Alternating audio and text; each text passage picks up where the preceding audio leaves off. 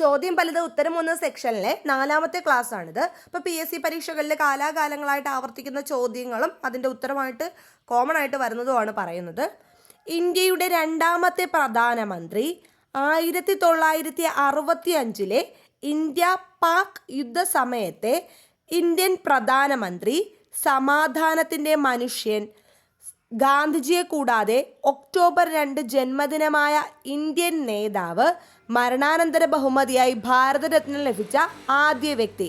ഈ ചോദ്യങ്ങളെല്ലാം ലാൽ ബഹദൂർ ശാസ്ത്രി എന്ന ഉത്തരം വരുന്നതാണ്. അപ്പോൾ അദ്ദേഹത്തെ പറ്റിയുള്ള PSC കൂടുതലായിട്ടും ചോദിച്ചിട്ടുള്ള ക്വസ്റ്റ്യൻസ് ആണ്, മറക്കരുത്. ഇന്ത്യയുടെ 2ാമത്തെ പ്രധാനമന്ത്രിയാണ് ലാൽ ബഹദൂർ ശാസ്ത്രി.